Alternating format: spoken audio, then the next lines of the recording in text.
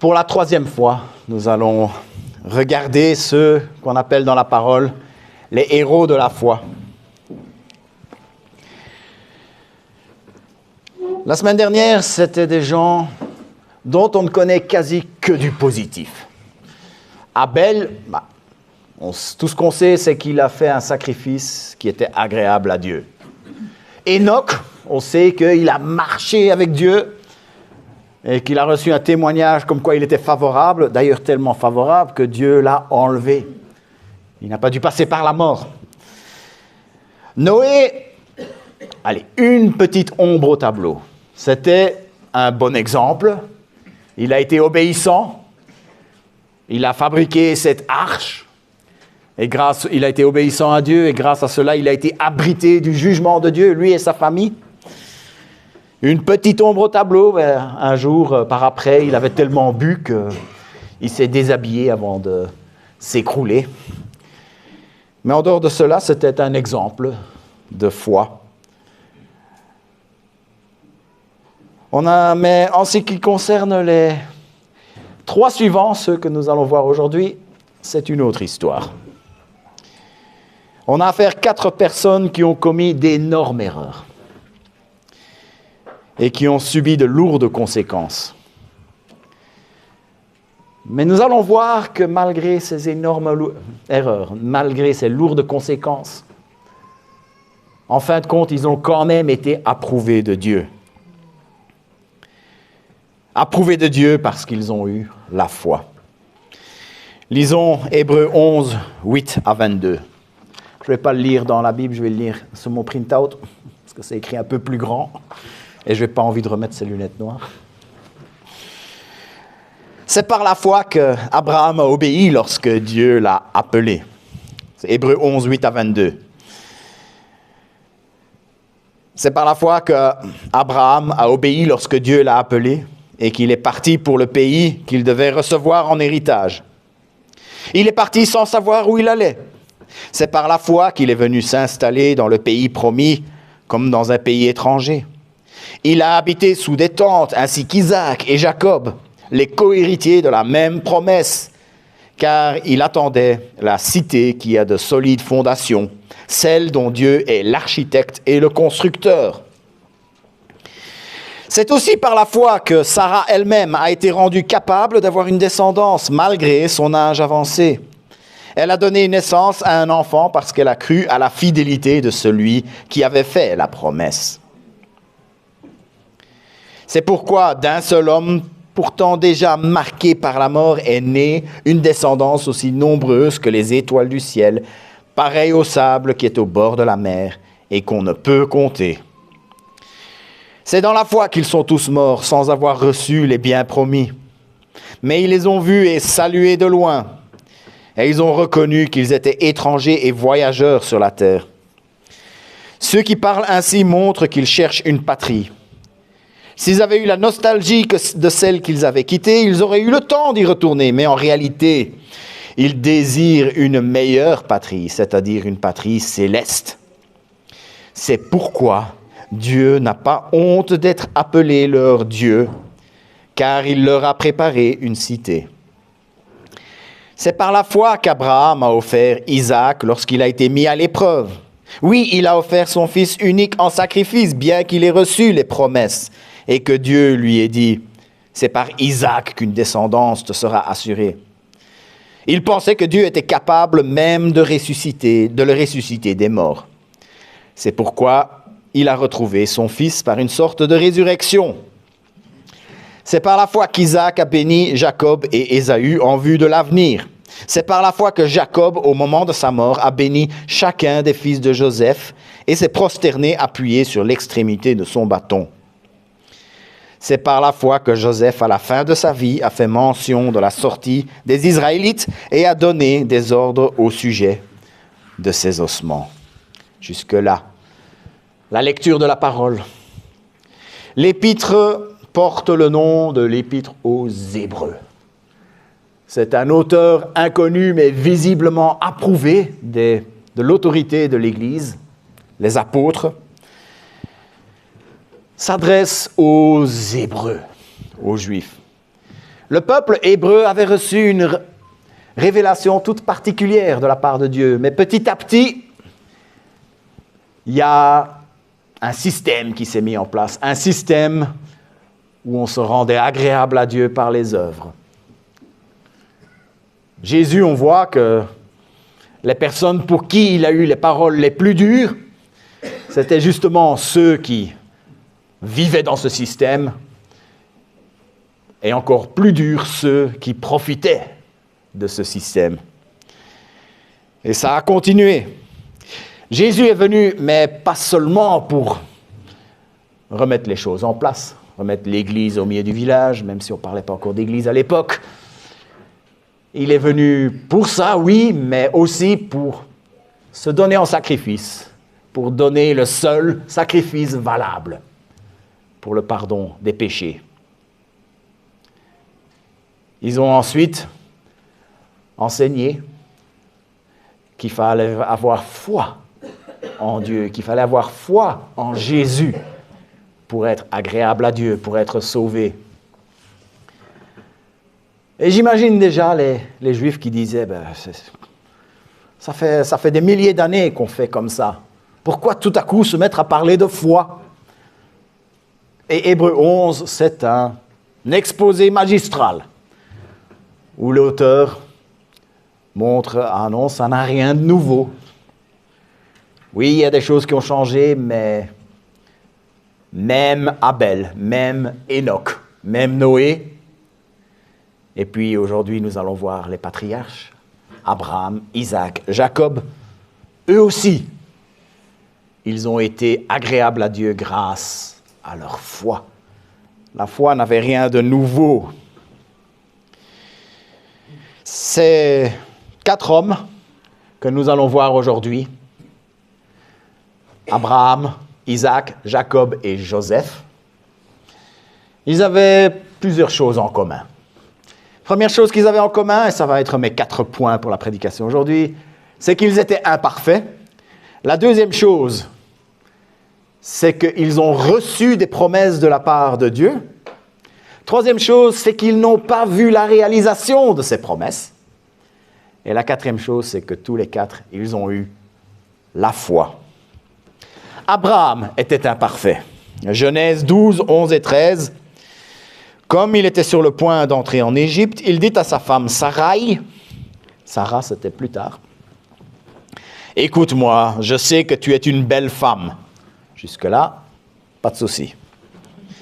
Quand les Égyptiens te verront, ils diraient « C'est sa femme et ils me tueront, tandis que toi, ils te laisseront en vie. Présente-toi donc comme ma sœur, afin que je sois bien traité à cause de toi. » Abraham était arrivé à la terre promise, mais à cause de la famine, il a été obligé d'aller un peu plus loin. Il est allé en Égypte. Et là, on ne voit pas un homme de foi. On voit un homme parano. On verra plus tard qu'il n'y avait vraiment, franchement, aucun danger. Les Égyptiens l'ont laissé partir, sans causer de soucis. Sarai, en fait, était sa demi-sœur. Donc, c'était un demi-mensonge, demi-vérité, oui. Mais c'était dans l'intention de tromper, donc il s'agissait bien d'un mensonge. Petit alinéa qu'il y avait dans ma Bible là. Hein. C'était une demi-vérité, mais comme c'était dans l'intention de tromper, c'était un mensonge. C'est une bonne chose à garder en tête quand nous obéissons au commandement de ne pas porter de faux témoignages. Il avait eu une peur irrationnelle, il avait un manque de confiance en Dieu, et à cause de ça, il a exposé sa femme à la souillure, à l'adultère. Et il n'a pas appris sa leçon parce qu'il a commis cette même erreur des années plus tard, quand Sarah avait 80 ans. Il faut penser que les temps étaient un peu différents à l'époque. Un autre défaut par rapport à Abraham et Sarah, une autre erreur. Genèse 17, 17. Abraham tomba, le visage contre terre, il rit dans son cœur. Un fils pourrait-il naître à un homme de 100 ans? Et Sarah, âgée de 90 ans, pourrait-elle mettre un enfant au monde? Dieu lui a promis une descendance, mais il n'avait pas d'enfant. Et puis Dieu revient pour dire, tu vas avoir un enfant, tu vas avoir une descendance. Réaction d'Abraham, il trouve ça tellement marrant qu'il tombe à la renverse. Il tombe à face contre terre, il rit dans son cœur, il trouve ça tellement marrant. Oui, avoir un enfant à l'âge de 100 ans, miraculeux. Pour une femme, c'est encore plus miraculeux à 90 ans. J'ai été voir dans le livre Guinness des records, l'homme le plus âgé à avoir pu avoir un enfant, 92 ans. Mais c'est déjà extrêmement rare. La femme la plus âgée, et là, il y a deux catégories, c'est avec GMA, grossesse médicalement assistée, et sans GMA. J'ai regardé sans GMA parce que ça, il n'y avait pas à l'époque d'Abraham et Sarai. 59 ans, record du monde. En tout cas, quand on voit tous ces incidents, on peut dire que, au début, Abraham manquait de foi. Isaac était imparfait. Isaac commet la même erreur que son père. Il va raconter que Rebecca est sa sœur. Il a la même peur irrationnelle et il a le même manque de foi en Dieu. Isaac va avoir des jumeaux, et là, Jacob et Ésaü, et la promesse a été que c'était de Jacob que la descendance, que la réalisation des promesses de Dieu allait être réalisée. Et quand le moment était venu de prononcer la bénédiction pour transmettre à la génération suivante la promesse, Isaac a essayé de faire le contraire, de bénir son petit préféré. Un petit était déjà assez âgé à ce moment-là. Il voulait bénir Ésaü. Et puis, est-ce que c'était vraiment le moment de prononcer la bénédiction? Il pensait qu'il était sur le point de mourir, alors il fait tout ça. Mais quand on regarde, il a encore vécu 37 ans après ça. Pardon, 43 ans. Il avait 137 ans et il a encore vécu 43 ans après. Donc à mon avis, il avait encore du temps pour faire cette bénédiction. Il a voulu le faire tout de suite. Jacob était imparfait. Jacob commet beaucoup d'erreurs. Aujourd'hui, je vais uniquement regarder à l'incident où il a volé la bénédiction à son frère. Parce que là, on voit déjà beaucoup. Isaac, pensant qu'il était mourant, demande à son préféré, Ésaü, d'aller à la chasse et de lui préparer un plat comme il l'aimait. C'était dans le but de pouvoir le bénir. La bénédiction pour transmettre les promesses de Dieu pour sa descendance à la génération suivante. Et Rebecca va pousser Jacob à passer devant et prendre cette bénédiction. Pendant que Ésaü est en train de partir essayer de chasser, Jacob va vite chercher un chevreau. Il le ramène, il l'abat, il leur tire la viande. Et Rebecca devait, après 93 ans de mariage, elle devait savoir quelles étaient les épices qu'il fallait mettre pour faire le plat préféré de son mari. Et quand on met les bonnes épices, à un moment donné, on ne voit pas trop la différence entre le gibier et la viande de chevreau. Donc, ils ont su cacher ça. Et en plus, le chevreau, il met un peu de peau sur les mains et sur la nuque. Puis la suite, on va la lire dans Genèse 27, 18 à 25. Il vint vers son père. « Mon père, Isaac dit, me voici. Lequel de mes fils es-tu » Jacob répondit à son père, « Je suis ton fils aîné, Ésaü. Je me suis conformé à tes instructions. Lève-toi donc, installe-toi et mange de mon gibier. afin de me bénir. Isaac dit à son fils, « Comment cela? Tu en as vite trouvé, mon fils Jacob. » Mon fils. Jacob répondit, « C'est que l'Éternel, ton Dieu, l'a fait venir devant moi. » Isaac dit à Jacob, « Approche-toi donc, que je te touche, mon fils, pour savoir si tu es mon fils Ésaü ou non. » Jacob s'approcha de son père Isaac, qui le toucha et dit, « La voix est celle de Jacob, mais les mains sont celles d'Ésaü. » Il ne reconnut pas parce que ses mains étaient velues comme celles de son frère Ésaü. Et il le bénit et dit, « Est-ce bien toi, mon fils Ésaü ?» Jacob répondit, « C'est moi. » Isaac dit, « Sers-moi que je mange de ton gibier, mon fils, afin de te bénir. » Jacob le servit et il mangea. Il lui apporta aussi du vin et il but. Première chose que j'en ressors, c'est qu'Ésaü devait être très poilu pour que son père puisse confondre de la peau de chèvre avec la peau d'Ésaü. Donc ça, c'est la première chose.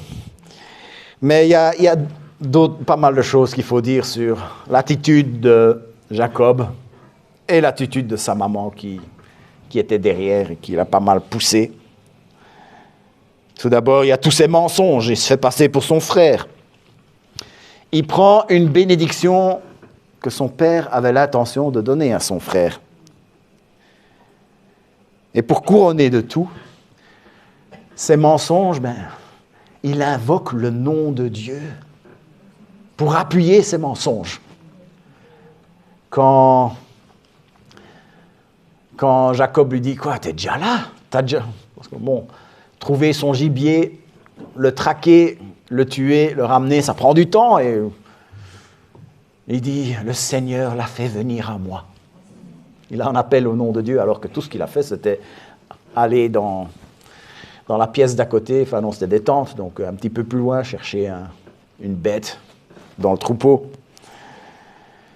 C'est vrai, Dieu avait l'intention que cette bénédiction, Dieu voulait qu'elle vienne à Jacob. C'est vrai que Ésaü ne méritait pas cette bénédiction.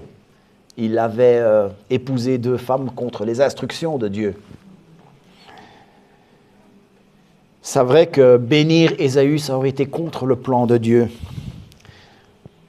Mais Dieu n'avait pas besoin de toute cette tromperie. Dieu n'avait pas besoin de tous ces mensonges pour arriver à ses fins. Dieu aurait trouvé le moyen. Dieu aurait trouvé le moyen pour accomplir son plan. Jacob a manqué de foi sur ce coup-là. Joseph était imparfait. Joseph est présenté d'une lumière beaucoup plus positive dans la parole. Il y a quand même quelques points sombres, surtout dans sa jeunesse. Il était plutôt arrogant. Il s'était mis ses frères à dos. Oui, c'est vrai que ça ne justifie certainement pas ce qu'ils lui ont fait.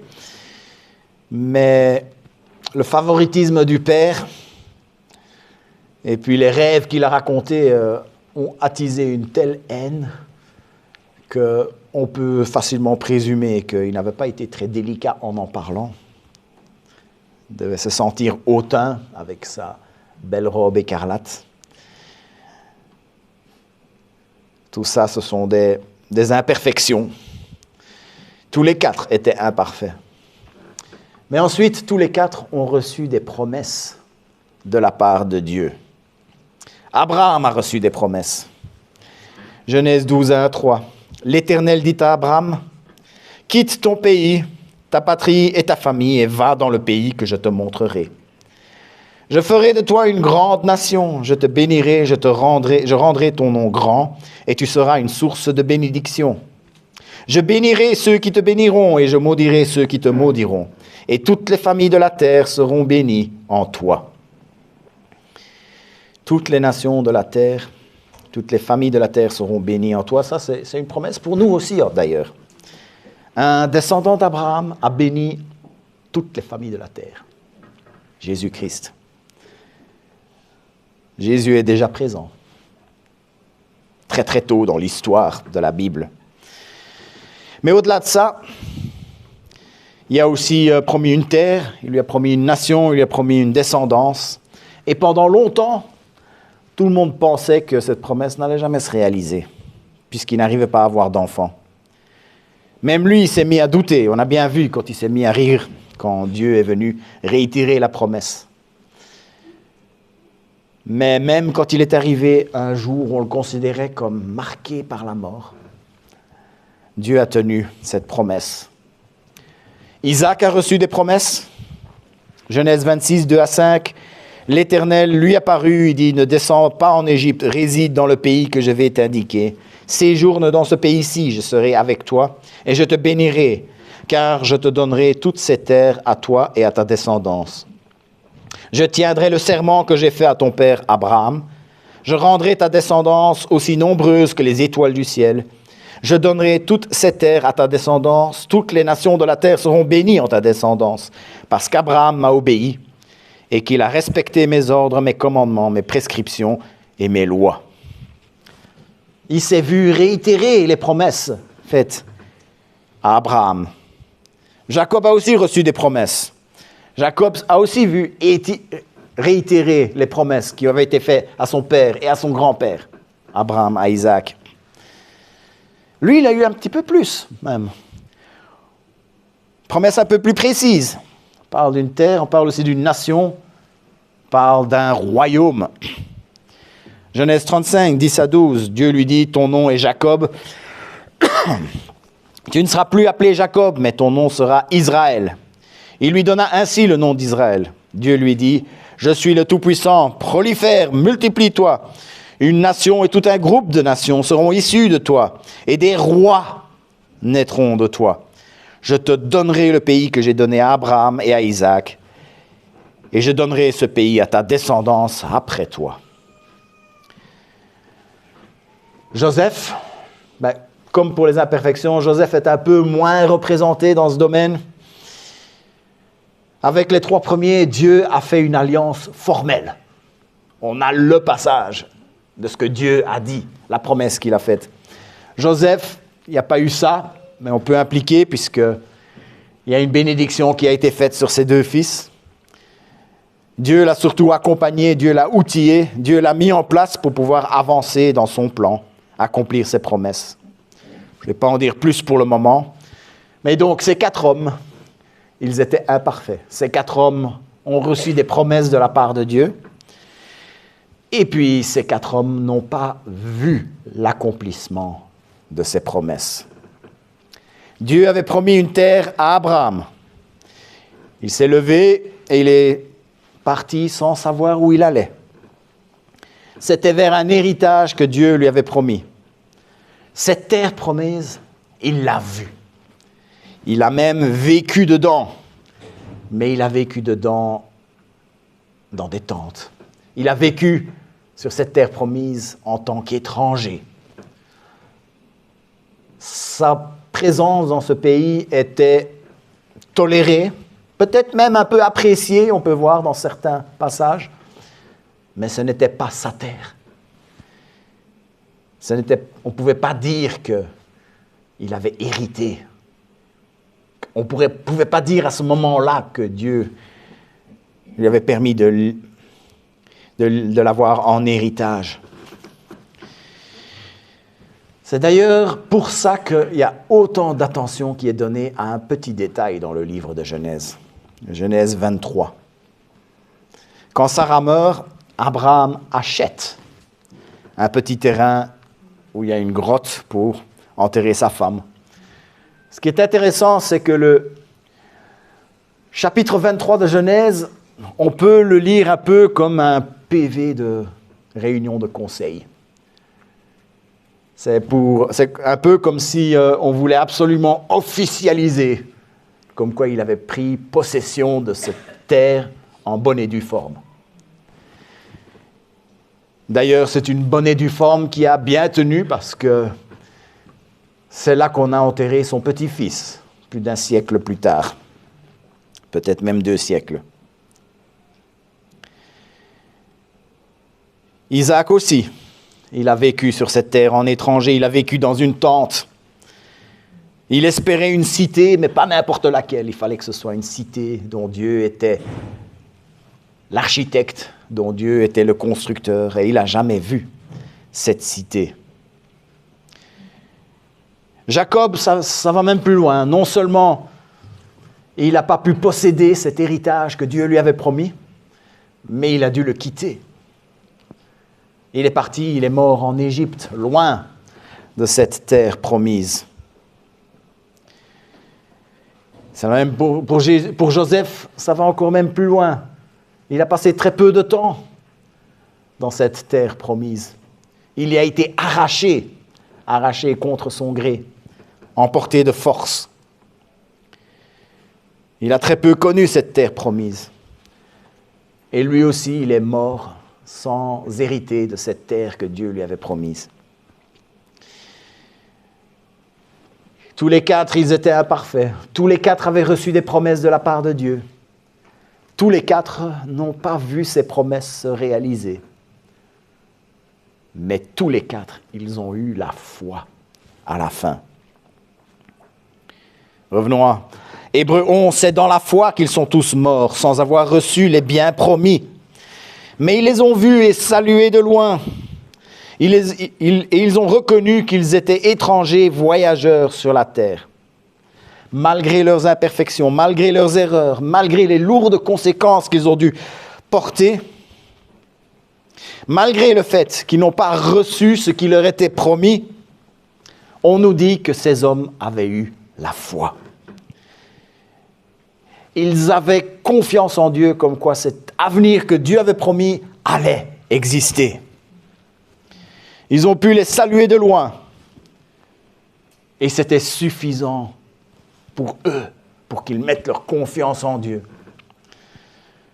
pour qu'ils mettent leur foi en Dieu. Ils ont vécu en étrangers, ils ont vécu en voyageurs, mais ils se réjouissaient d'un avenir que Dieu leur avait promis, un avenir qu'ils savaient allait venir. Si ce n'était pas pour eux, ça allait être pour leur descendance.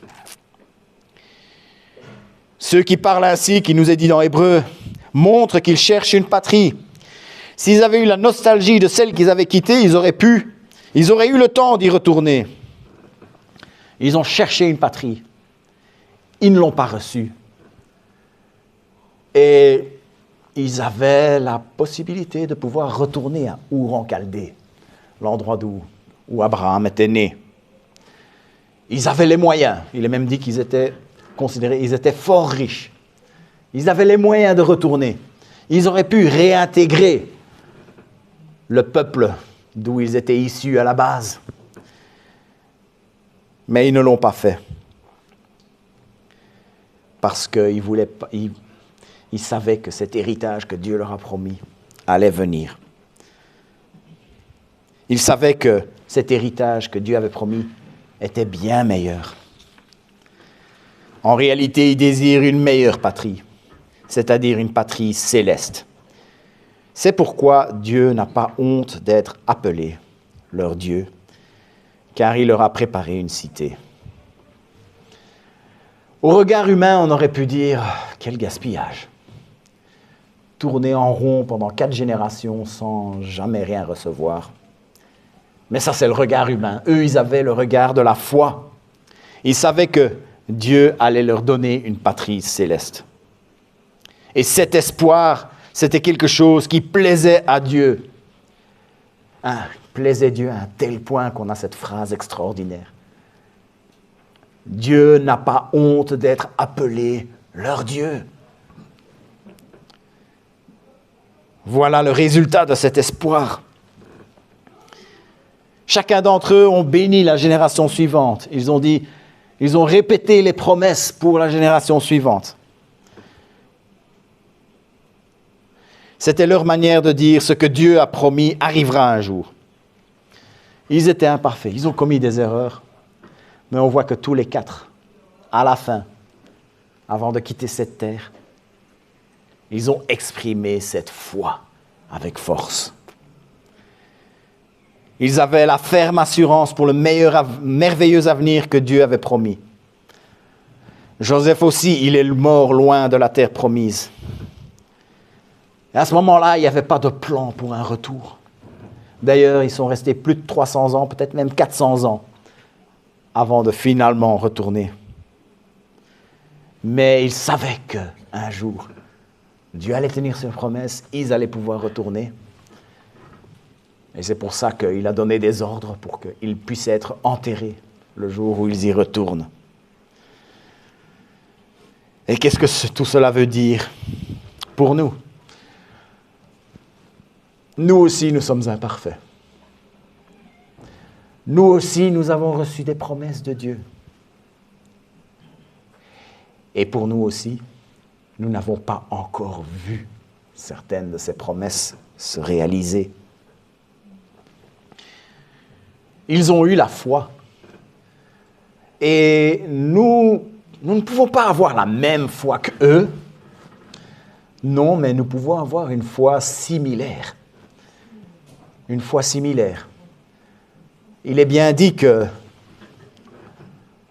on voit bien que les premiers chrétiens, quand ils regardaient l'Ancien Testament, ils voyaient qu'il y avait quelque chose d'analogique. Ce qui se passait dans l'Ancien Testament était indicateur de choses qui allaient se passer dans la création de l'Église, des choses qui allaient se passer dans la nouvelle manière, la manière définitivement de recevoir le salut. Ce n'était pas la même chose, mais c'était similaire. Un exemple rapide, la semaine passée, j'ai parlé de l'arche comme étant la chose qui abrite du jugement de Dieu. Et dans 2 Pierre, l'arche est comparée à la croix. La croix est ce qui, nous, aujourd'hui, nous abrite du jugement de Dieu. L'arche, j'ai dit la croix, c'est la résurrection de Jésus. L'arche et la résurrection, ce n'est pas la même chose. On est bien d'accord. Mais c'est similaire. La foi que nous avons, ça ne va pas être la même, mais c'est une foi similaire. Parce que nous avons des promesses. Nous avons une promesse pour une cité céleste. Et nous croyons qu'il y a réservé une place pour nous. À moins que Jésus ne revienne avant notre départ à nous, si je meurs avant que Jésus revienne, eh bien moi aussi, je risque, tout comme Abraham, Isaac, Jacob et Joseph, je pourrais mourir sans voir cette cité. Beaucoup d'entre nous vont peut-être mourir sans voir cette cité. Mais nous pouvons avoir la foi qu'il nous y réserve une place. Parce que nous croyons que Dieu accomplit ses promesses. Nous savons qu'il va nous donner un nouveau ciel, une nouvelle terre. Si tu crois cela, c'est que tu as la foi. Et si on a cette foi, il ne faut pas avoir peur de dire. Dieu n'aura pas honte d'être appelé notre Dieu. Dieu n'aura pas honte d'être appelé notre Dieu. Dieu nous a préparé une cité. Prions. Seigneur notre Dieu, nous te remercions pour la manière dont ta parole nous explique les choses. Seigneur, ta parole nous dit aussi que nous pouvons prier pour augmenter notre foi. Si nous manquons de foi, nous te prions pour que tu nous donnes de la foi. Seigneur notre Dieu, nous voulons crier que nous avons l'assurance que même si nous mourrons sans voir ta cité céleste, nous la verrons. Nous avons confiance en toi. Seigneur, nous sommes dans la joie de pouvoir dire que nous sommes approuvés de toi, que nous recevons un bon témoignage de toi, grâce à la croix, grâce au tombeau vide, la résurrection.